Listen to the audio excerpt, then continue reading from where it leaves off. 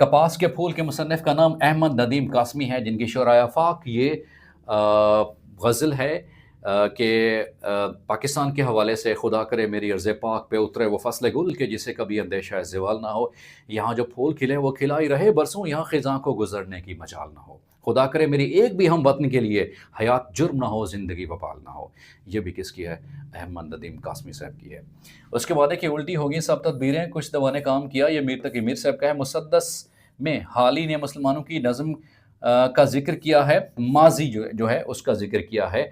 और मुसद्दस हाली का दूसरा नाम है मद्दो जज़र इस्लाम भी है, मौलाना ताहसन हाली की लिखी हुई है, जिसमें इस्लाम के अप्स एंड डाउन्स का बताया गया है। उसके बाद है कि हर शहरी का फ़र्ज़ है कि वो अपने हकूक़ व फ़राइज़ से आगाह हो। इस जुमले में हकूक़ व फ़राइज़ कवायद की रूह से क्या हैं? ये मुरक्कब अत्फ़ी हैं, क्योंकि इसमें जो वाव इस्तेमाल हुआ है हकूक़ फ़राइज़ के दरमियान, वाव ये हर्फ़ अत्फ़ है, जिसको इंग्लिश में कंजंक्शन कहते हैं। वाव और ये क्या है? हर्फ़ अत्फ़ कहलाते हैं।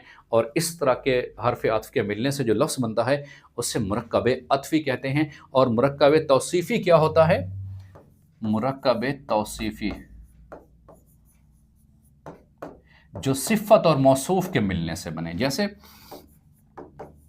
खूबसूरत मौसम। अब खूबसूरत क्या है? ये सिफ़त है, और जिस चीज़ की सिफ़त बयान की जाए उसे क्या कहा जाता है? मौसूफ़ कहते हैं। तो सिफ़त और मौसूफ़, मौसम क्या है? ये मौसूफ़ है।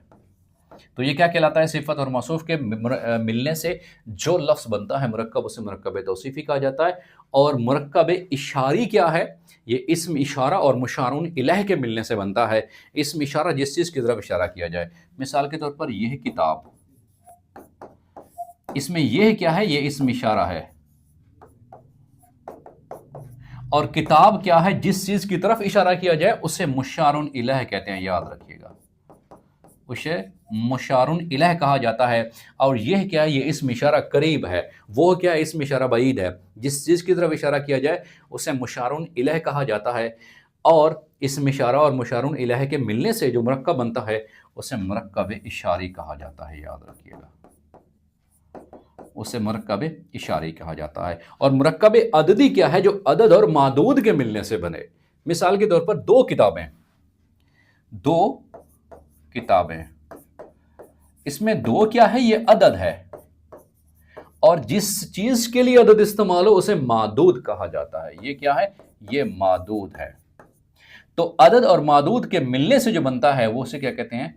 मुरक्कब अददी कहा जाता है, याद रखिएगा। ये तो मुरक्कबात में से अक्सर ये सवाल पूछा जाता है कि मुरक्कब अत्फ़ी, मुरक्कब इशारी, मुरक्कब तौसीफ़ी।